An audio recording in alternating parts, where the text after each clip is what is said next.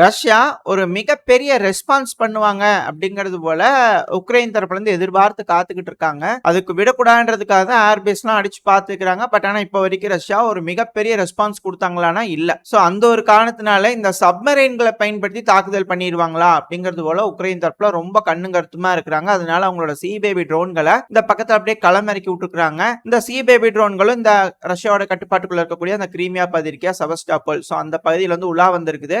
ரஷ்ய தரப்பு வந்து பார்த்துக்கிறாங்க, அதை வந்து சுட்டு வீழ்த்திருக்காங்க. சைடில் வீடியோ பதிவுகளோட இருக்கும், பார்த்தாலே தெரியும். ஸோ இது போல ட்ரோன்கள் உளவு வேலைக்காக அதிக அளவில் பயன்படுத்துறாங்க உக்ரைன் தரப்பு வந்து அப்படிங்கிற சொல்லப்பட்டு வருது. ஏன்னா சமீப காலமா இந்த நாட்டோ நாடுகள் வந்து பாத்தீங்கன்னா, அதுவும் குறிப்பா அமெரிக்கா MQ-9 ரீப்பர் ட்ரோன்லாம் இந்த பக்கத்துல வந்து அனுப்புறது கிடையாது. ஏன்னா பார்த்தா சுற்றுங்க, யோசிக்காதீங்க அப்படிங்கிறது போல பெல்லோஸ் அவர்கள் தரப்புல இருந்து வந்துருச்சு ஸ்டேட்மெண்ட். ரெண்டாவது அங்க அவங்க வரும்போதெல்லாம் இங்க இருந்து ஃபைட்டர் ஜெட்ஸ் டேக் ஆஃப் ஆயிருது ரஷ்யால இருந்து. அந்த ஒரு காரணத்தினால அவங்க இப்ப அனுப்புறதில்ல பெருமளவுல. பட் ஆனா இப்போ உக்ரைன் பாதுகாத்து ஆகணும் இல்லையா ஒடசா பகுதிகளை. சோ அதனால இந்த இடத்துல வந்து ட்ரோன்கள் அனுப்பி விட்டுருக்காங்க அப்படிங்கிறத சொல்லப்பட்டு வருது. சோ இதுக்கப்புறம் நம்ம மேப்புக்குள்ள போயிடலாம். என்னென்ன ஈவெண்ட்ஸ் எல்லாம் நடந்திருக்கு அப்படிங்கறத பார்க்க ஆரம்பிச்சிடலாம். நம்ம சேனலுக்கு ஃபர்ஸ்ட் டைம் வந்து இந்த பதிவுகள் பாக்குறவங்களுக்காக ஒரு சின்ன இன்ட்ரோ. இது வந்து உக்ரைன் இங்க மார்க்கா இருக்கிறது. ரெட் கலர்ல இருக்கிறதுலாம் ரஷ்யா முன்னேறி வந்து கட்டுப்பாட்டுக்குள்ள எடுத்திருக்கிறது. பச்சை கலர்ல இருக்கிறதுலாம் இதுக்கு முன்னாடி இந்த பிரச்சனை ஆரம்பிக்கும் போது ரஷ்யா தரப்பு வந்து உள்ள வந்து பின்வாங்கியிருந்தாங்க இல்லையா, சோ அதெல்லாம் பச்சை கலர்ல மார்க் ஆயிருக்கும். ரெண்டாவது ரஷ்யா பிளாக் போட்டிருக்கலாம். ரஷ்யா தரப்புல இருந்து சொல்லக்கூடிய விஷயங்கள், ரஷ்யாவோட ட்ரோன்கள் தாக்குதல் பண்ணது, இதெல்லாம் உக்ரைனோட பிளாக் போட்டிருக்கலாம். உக்ரைன் தாக்குதல் பண்ணது அது போல குறிக்கக்கூடிய இதுக்காக இந்த மாதிரி ஐகான்ஸ் இருக்கு. ரெண்டாவது இது 16ஆம் தேதி ஆகஸ்ட் வரைக்கும் இருக்கக்கூடிய செய்திகள். அது கூடவே கீழே வந்து பாத்தீங்கன்னா மினி மேப் இருக்கும். சோ நான் எந்த ஒப்லாஸ்ட் வந்து ஜூம் பண்றேன் அப்படிங்கிறதுக்கு கீழே நீங்க பாத்தீங்கன்னா உங்களுக்கு ட்ராக் பண்ண ஈஸியா இருக்கும். சோ இதுக்கப்புறம் என்னென்ன ஈவெண்ட்ஸ் அப்படிங்கிறது பார்க்க ஆரம்பிச்சிடலாம். நம்ம செவஸ்டாபோல்ல நம்ம சொல்லியிருந்தோம் இல்லையா, சோ குறிப்பா இந்த பகுதி அப்படிங்கிற சொல்லப்பட்டு வருது. அந்த ட்ரோனை அட்டாக் பண்ணியிருந்தாங்க இல்லையா ரஷ்யா, சோ அது வந்து இந்த இடத்துல நம்ம காலையிலேயே செய்தியில பார்த்திருப்போம். இந்த கிரெச் பகுதி இருக்கு இல்லையா, இந்த பிரிட்ஜ், இந்த பிரிட்ஜ்ல வந்து பாத்தீங்கன்னா தாக்குதல் நடத்த ட்ரை பண்ணிக்கிறாங்க அட்டாக்ஸ் மிசைலை யூஸ் பண்ணி. பட் அதை தடுத்து நிறுத்திட்டு தான் ரஷ்ய தரப்புன்னு சொல்லப்பட்டு வருது. பட் ஆனா இன்னும் வீடியோ பதிவுகள் எதுவும் வரல. சோ அதனால நம்ம புரிஞ்சுக்க முடியுது இந்த பக்கத்துல ஏதோ ஒரு தாக்குதல் ட்ரை பண்ணிக்கிறாங்க, அது மிஸ் ஆயிருச்சு அப்படிங்கிறது போல. அடுத்தது இந்த கிசோம்ஸ், இது வந்து பாத்தீங்கன்னா கெர்சன் ஓப்லாஸ்ட். இங்க கீழே இருக்கிறது ரஷ்யாவோட கட்டுப்பாட்டுக்குள்ள இருக்கக்கூடிய கெர்சன், மேல இருக்கிறதுலாம் உக்ரைனோட கட்டுப்பாட்டுக்குள்ள இருக்கக்கூடிய கெர்சன். சோ இந்த கெர்சன்ல கிசோம்ஸ் சமீபத்துல இந்த பகுதிகள்லாம் உக்ரைன் வந்து பாத்தீங்கன்னா இந்த இடத்துல, அதாவது குறிப்பா இந்த ஒரு இடம் மட்டும் பாத்தீங்கன்னா மிக்காலே ஓப்லாஸ்ட். சோ இந்த பகுதியில தான் வந்து லேண்ட் பண்ண ட்ரை பண்ணாங்க. பட் லேண்ட் பண்ண ட்ரை பண்றதுக்கு இது போல பகுதிகளை தான் யூஸ் பண்ணிட்டு இருக்காங்க உக்ரைன் தரப்புல இருந்து. சோ அதனால அதை பார்த்துட்டு ரஷ்யா தரப்புல இருந்து இங்க ஒரு தாக்குதல் பண்ணிக்கிறாங்க, ஆர்ட்டிலரி ஷெல் பண்ணிருக்காங்க அப்படிங்கிற சொல்லப்பட்டு வருது. அதுக்கான வீடியோ பதிவுகள் லோட் ஆயிருக்கும், பாத்தீங்கன்னாலே தெரியும். ரஷ்யா அந்த பக்கத்துல அதிகமான ரீகான் ட்ரோன்களை உலா விட்டுருக்காங்க. சோ அதனால அந்த பகுதிகள் ஏதாவது மூவ்மெண்ட்ஸ் தெரிஞ்சதுனால எக்ஸாக்டா துல்லியமா தாக்குதல் பண்ணிடுறாங்க அப்படிங்கிற சொல்லப்பட்டு வருது. அது மட்டும் இல்லாம இந்த பகுதிகளில் கூடிய சீக்கிரத்துல ரஷ்ய தரப்புல இருந்து ஒரு அஃபென்சிவ் ஆபரேஷன் எடுத்தாலும் ஆச்சரியப்படுறதுக்கு இல்லை அப்படிங்கிற போல அனலிஸ்ட் தரப்புல பலரோட கருத்துக்களா இருக்கு. நம்ம கூட சொல்லியிருப்போம் மேபி இந்த பகுதியில் அஃபென்சிவ் ஆபரேஷன் பண்ண வாய்ப்பு இருக்குன்னு.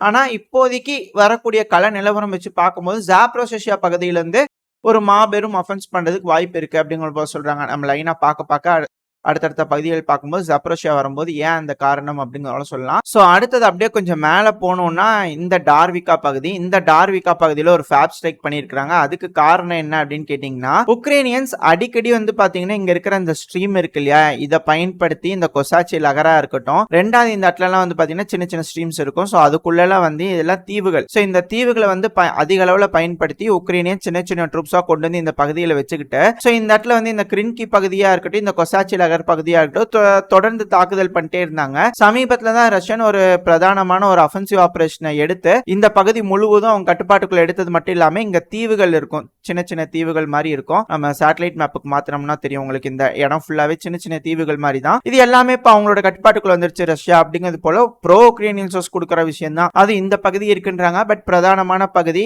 ரஷ்யாவோட கட்டுப்பாட்டுக்குள்ள வந்துருச்சு. சோ அதனால பெருமளவுல இந்த போட்டுகளை பயன்படுத்தி வந்து தாக்குறது வந்து கம்மியாயிடுச்சு. ரெண்டாவது அவங்க கர்ஸ்குள்ள ரொம்ப தீவிரமா இருக்கிறதுனால இந்த இடத்துல எதுவும் பெருமளவுல அஃபென்சிவ் ஆபரேஷன் பண்றது இல்ல. சோ அதுக்கு பேஸ் ஆஃப் பயன்படுத்தி இந்த தார்விகால இருந்து தெரியாம அடிக்கடி இப்படி வந்துடலாம் இல்லையா. சோ ஏன்னா இங்கெல்லாம் வந்து பாத்தீங்கன்னா ரிவர் ஓடிட்டு இருக்கும். சோ இதை பயன்படுத்தி ஸ்ட்ரீமை பயன்படுத்தி அடிக்கடி வந்துடுறாங்க. அதனால ஒரு காலத்துல இந்த பகுதியில ஃபுல்லாவே வந்து ரஷ்ய தரப்பின் சர்வேலன்ஸ்ல இருக்காங்க. இப்போ என்ன சொல்லப்படுது அப்படின்னா, ஒருவேளை ரஷ்யா இந்த பக்கத்துல டைவர்ட் பண்ணுன்றதுக்காக ஒருவேளை உக்ரைன் கர்ஸ்க் ஒப்லாஸ்ட்ல ரொம்ப தீவிரமா போனாங்கன்னா ரஷ்யா இந்த பகுதியில முன்னேறதுக்கு வாய்ப்புகள் இருக்கு இருக்கு அப்படிங்கிற சொல்றாங்க. ஏன்னா ஒரு டைவர்ஷன் அட்டாக் அஃபென்ஸ் தான் ஒரு பெஸ்ட் டிஃபென்ஸ் இல்லையா? சோ அந்த ஒரு காரணத்தினால சொல்லப்பட்டு வருது. இப்ப அப்படியே கொஞ்சம் மேல போயிட்டோம் அப்படின்னம்னா இங்க இருக்கக்கூடிய ரொபோத்தைனி பகுதிகள். இந்த ரொபோத்தைனி பகுதியில வந்து பாத்தீங்கன்னா இங்க வரைக்கும் ரொபோத்தைனி இருக்கு. இது முழுவதும் ரஷ்யா அவங்க கட்டுப்பாட்டுக்குள்ள எடுத்துட்டாங்க. ரெண்டாவது இந்த இடத்துல வந்து ட்ரெஞ்ச் பார்க்கும்போது உங்களுக்கு தெரியும் சுரோவிக்கில் லைன் சொல்லுவாங்க இல்லையா? இதுக்கு முன்னாடி இது எல்லாமே வந்து பாத்தீங்கன்னா ரஷ்யா அவங்க கட்டுப்பாட்டுக்குள்ள வச்சிருந்தாங்க.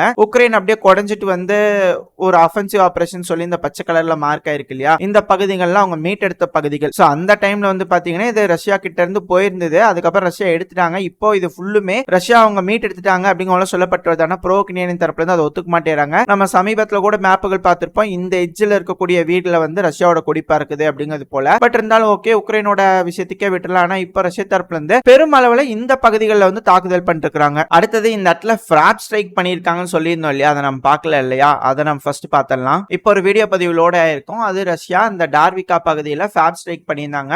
ஸோ அதுக்கான வீடியோ பதிவு தான் இது. செகண்ட் வந்து பார்த்தீங்கன்னா எஃபிவி ட்ரோன்கள் இந்த ரொபோத்தனி பகுதியில் யூஸ் பண்ணிதாங்க சொல்லியிருந்தோம் இல்லையா? ஸோ அந்த இடத்துல ரஷ்யா தரப்பு வந்து தாக்குதல் பண்ணிக்கிறாங்க. ஸோ அது அந்த அளவுக்கு ரஷ்யா முன்னேறி வந்திருக்கிறாங்க அப்படிங்கிறது நம்மளால புரிஞ்சுக்க முடியுது. ரெண்டாவது இந்த பகுதியில தான் சிரிஸ்கி அவர்கள் வந்து 90,000 ரஷ்ய வீரர்கள் குவிக்கப்பட்டிருக்கிறாங்க அப்படிங்கிற சொல்லப்பட்டுச்சு. அதுக்கப்புறம் தான் வந்து பாத்தீங்கன்னா இந்த இடத்துல வந்து ரிகானிசன் டீம்ல அனுப்பியிருந்தாங்க உக்ரைன் தரப்புல இருந்து 2 ரஷ்யர்களை வந்து பிரிசனர்ஸா இந்த பகுதியிலிருந்து பிடிச்சிட்டு போனாங்க. அதுக்கான வீடியோ பதிவுகள்லாம் இருந்துச்சு. அந்த டைம்ல தான் 90,000 வீரர்கள் இருக்கிறதா சிரிஸ்கி தகவல்னு சொல்லியிருந்தாங்க. எங்களுக்கு தெரியுங்க இங்க ரஷ்யா அதிகமான வீரர்களை குமிச்சு வச்சுக்கிறாங்க அப்படிங்கிறது போல. அதுக்கப்புறம் தான் என்ன யோசிச்சாங்கன்னு தெரியல. இந்த கர்ஸ்க்குள்ள வந்து பூந்தாங்க. இப்போ இந்த பகுதியில வந்து டென்ஷன்ஸ் அதிகரிச்சிருக்கு அப்படிங்கிற சொல்லப்பட்டு வருது. இந்த பகுதியில டென்ஷன்ஸ் அதிகரிக்கிறதுனால என்ன ஆயிரும் அப்படின்னு கேட்டீங்கன்னா, சோ இந்த பகுதியில தான் சொல்லியிருந்தோம். மேபி ரஷ்ய தரப்புல வந்து பாத்தீங்கன்னா இந்த டாக்மேக்ல இருந்து இந்த பகுதிகளில் மேபி அந்த 90,000 வீரர்களை எங்க வேணாலும் ஸ்பிளிட் பண்ணி வச்சிருக்கலாம். பட் ஆனா இந்த பகுதி தான் அப்படிங்கறது நம்மளால புரிஞ்சுக்க முடியுது. ரெண்டாவது இந்த பக்ரோஸ்க்ல பெருமளவுல முன்னேறிட்டு வந்துட்டு இருக்காங்க இல்லையா? சோ அப்படி ஒருவேளை முன்னேறி வந்து இந்த பக்ரோஸ்க மட்டும் பிடிச்சிட்டாங்கன்னா ரஷ்யா ஸ்டாப் பண்றாங்களா இல்ல அதுக்கு மேல திரும்பவும் அழுத்தங்கள் கொடுக்குறாங்களா அப்படிங்கிறது தெரியல. ஒருவேளை அழுத்தங்கள் கொடுக்குறாங்க அப்படின்னா அடுத்தது பெருமளவுல பிரதானமா எல்லாரும் சொல்றது ரஷ்யா இங்கிருந்து ஸ்லோவியான்ஸ்க்கு போவாங்க. ரெண்டாவது ஸ்லோவியான்ஸ்க்ல இருந்து பவலோகிராட் போவாங்க. ஏன்னா பெருமளவுல டிஃபென்ஸ் லைன்லாம் இல்ல. நம்மளால பார்க்கும் போதே தெரியுது. ஏன்னா இந்த கருப்பு கலர்ல இருக்கு இல்லையா? நம்ம ஸ்ட்ரீட்டுக்கு மாத்தணும் உங்களுக்கு தெரியும். சோ இந்த கருப்பு கலர்ல மார்க் ஆயிருக்கு இல்லையா? இது எல்லாமே உக்ரைன் ட்ரென்ச் போட்டது. 2014 இருந்து ட்ரென்ச் லைனை தோண்டி இதெல்லாம் செட் பண்ணி வச்சிருக்காங்க. இந்த பகுதியெல்லாம் சண்டை நடக்கும் அப்படிங்கிறது போல தெரிஞ்சுக்கிட்டு சோ அவங்க பவலோகிராட் வரைக்கும் வந்து ஈஸியா ரஷ்யா முன்னேறிடுவாங்க. அதுக்கப்புறம் டின்ப்ரோ தான் சுத்தி வளைச்சிருவாங்க. ஒருவேளை அந்த சமயத்துல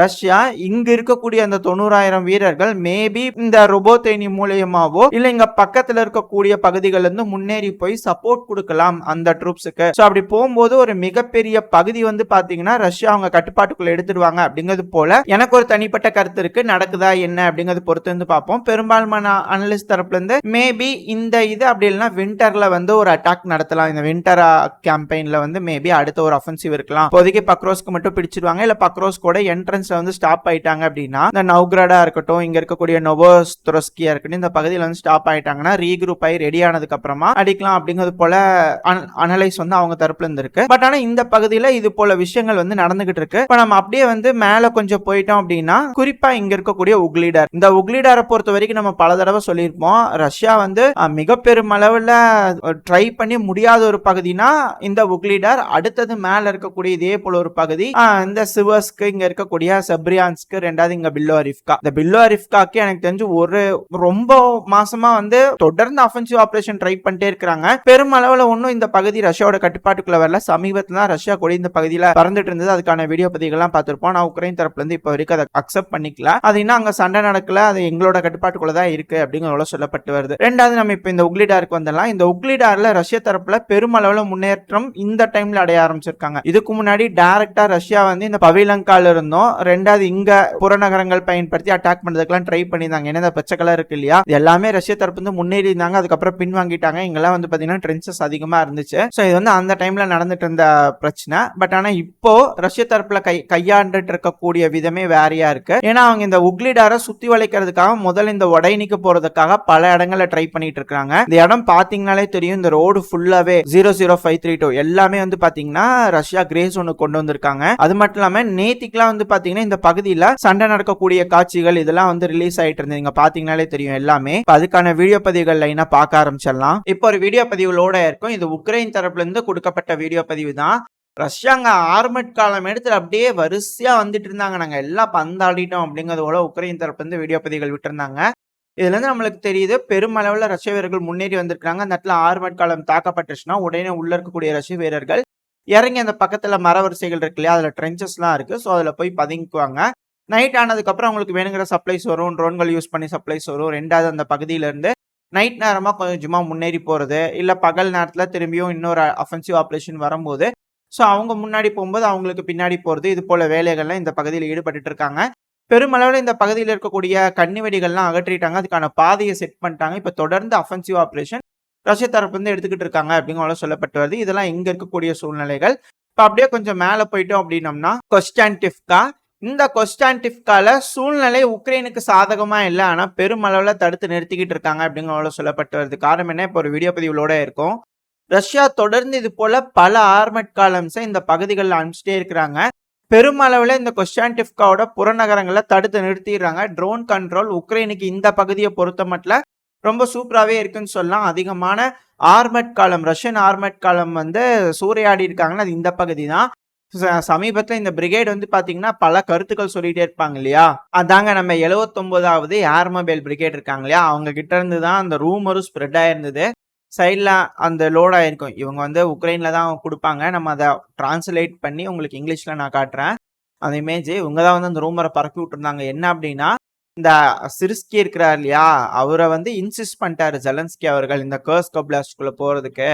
அதனால யாரும் வந்து இந்த டொனஸ்க் ஒப்லாஸ்ட் வந்து விட்டு கொடுத்துட மாட்டோம், நாங்க போராடுவோம் அப்படிங்கிறதுல அவங்க தரப்புல இருக்கு. ஆனா ரொம்ப வண்டையா கேட்கக்கூடிய ஒரு பிரிகேட்ல ஒரு பிரிகேட், அதாவது சிரிஸ்கி அவர்களையும் ஜெலன்ஸ்கி அவர்களையும் கேட்கக்கூடிய ஒரு பிரிகேட்ல ஒரு பிரிகேட் இந்த 79வது ஆர்எஸ்ஆல் பிரிகேட். இந்த 79வது ஆர்எஸ்ஆல் பிரிகேட்ல இருக்கக்கூடிய சில நபர்களை புடுங்கி இந்த கர்ஸ்க்கு போ அப்படிங்கிறது போல கர்ஸ் பண்ணி அனுப்பி இருக்கிறாங்க அப்படிங்கிறது போல தகவலும் வந்துகிட்டு இருக்கு. அங்க இருக்கக்கூடிய வீரர்கள் பேசிக்கிறத வச்சு பார்க்கும்போது கர்ஸ் பண்ணிட்டாங்க அவங்களெல்லாம், பரவாயில்ல அப்படிங்கிறது போல இருக்கு. ஸோ இந்த பகுதிகள்லாம் இந்த விஷயங்கள்லாம் இந்த பகுதிகளில் நடந்துட்டு இருக்கு. இது மேப்ல பார்த்தோம்னா எந்த அளவுக்கு ரஷ்ய வீரர்கள் முன்னேறி இருக்கிறாங்க அப்படிங்கறத நம்ம பார்க்கலாம். ஆக்சுவலா இதுதான் கொஸ்டான்டிவ்கா. இந்த கொஸ்டான்டிவ்கால உக்ரைனியன்ஸ் என்ன சொல்றாங்கன்னா, ரஷ்யன்ஸ் இந்த எட்ஜ் பொசிஷன் வச்சிருக்காங்க. அதாவது இங்க இருக்கக்கூடிய ஸ்ட்ரீட்ஸை வந்து ஸ்ட்ரீட்ஸோட எட்ஜ்ல சில இதை வந்து அவங்க கட்டுப்பாட்டுக்குள்ள வச்சிருக்கேன்றாங்க.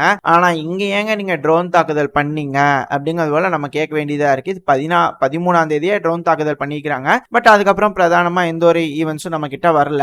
இந்த 13ஆம் தேதி ஈவெண்ட்ல தாக்குதல் பண்ணும்போது இந்த பகுதிகளை தாக்குதல் பண்ணிருக்காங்க. சோ பெருமளவுல இப்போதைக்கு இருக்கக்கூடிய ப்ரோ ரஷ்யன் தரப்புல எல்லாம் மேப் பண்ணிடுறாங்க இல்லையா, சோ அவங்க வந்து பாத்தீங்கன்னா பெருமளவுல இந்த பகுதிகள் எல்லாமே ரஷ்யா அவங்க கட்டுப்பாட்டுக்குள்ள எடுத்துதான் சொல்றாங்க. ரெண்டாவது அதிகமான சண்டை இங்க இருக்கக்கூடிய ஃபார்ம் லேண்டை பிடிக்கிறதுக்காக, இங்க ஒரு சின்ன பில்டிங் மாதிரி இருக்குது இல்லையா, சோ இந்த பில்டிங்ஸை பிடிக்கிறதுக்காக அதிகமான சண்டை நடந்துகிட்டு இருக்கு அப்படிங்கிறாங்க. ஒன்ஸ் இது விழுந்துருச்சு அப்படின்னா அடுத்து இந்த கொஸ்டான்டிவ்காவோட பாதி சிட்டி சென்டர் வந்து பாத்தீங்கன்னா முழுவதும் ரஷ்யாவுக்கு வந்துடும். அப்படி ஒரு வேலை வந்துருச்சு அப்படின்னா இங்கிருந்து போகக்கூடிய சப்ளை லைன்ஸ் இருக்கு இல்லையா, அதை வந்து தடுத்துருவாங்க, பெருமளவுல கட்டுப்பாட்டுக்குள்ள எடுத்துருவாங்க. பின்புறத்தை தாக்குறதுனால இது ஃபுல்லா இங்க பகுதியில் இருக்கிற எல்லா மரவரிசைகளுமே ரஷ்யா அவங்க கட்டுப்பாட்டுக்குள்ள எடுத்துக்குவாங்க. அடுத்தது இந்த ஒடைனி தான். இந்த இடத்துல உங்களுக்கு பெரிய பேட்டில் இந்த ஒடைனி இருக்கு. சோ இந்த ஒடைனியை முடிச்சதுக்கு அப்புறமா ஒடைனில இருந்து பின்புறமா வந்து அடிக்கலாம். ரெண்டாவது இந்த பவிலங்கால இருந்து முன்னேறி போய் இந்த உக்லிடாரையும் அடிக்கலாம். இது மிக மிக முக்கியமான ஒரு விஷயம். ஒன்ஸ் இது பிடிச்சிட்டாங்க ரஷ்யன்ஸ் அப்படின்னா அடுத்தது அவங்க இங்க இருந்து முன்னேறதுக்கு அதிகமான வாய்ப்புகள் இருக்கு.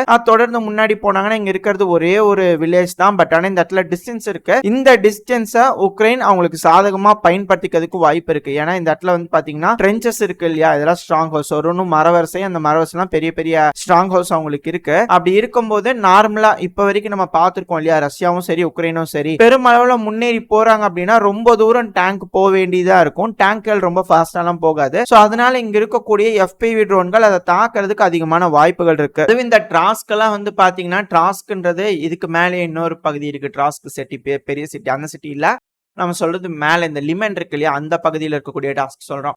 சோ அந்த இடத்துல வந்து பாத்தீங்கன்னா ரஷ்யாவோட கட்டுப்பாட்டுக்குள்ள இருக்கக்கூடிய பகுதிக்கும் உக்ரைனோட கட்டுப்பாட்டுக்குள்ள இருக்கக்கூடிய பகுதிக்கும் டிஸ்டன்ஸ் ரொம்ப ஜாஸ்தி. சோ அந்த பகுதியில ரஷ்யன்ஸ்னால முன்னேற முடியல. போவாங்க, பட் ஆனா ஒரு கட்டத்துக்கு மேல உக்ரைனியன்ஸ் ரிப்பல் பண்ணிடுவாங்க. அதுக்கப்புறம் ரஷ்யன்ஸ் பின்னாடி வருவாங்க. உக்ரைனியன்ஸ் முன்னாடி வந்தாங்கன்னா அவங்க திருப்பி ரிப்பல் பண்ணுவாங்க. ஏன்னா டிஸ்டன்ஸ் அதிகமா இருக்கறனால ரொம்ப தூரம் போக முடியாது.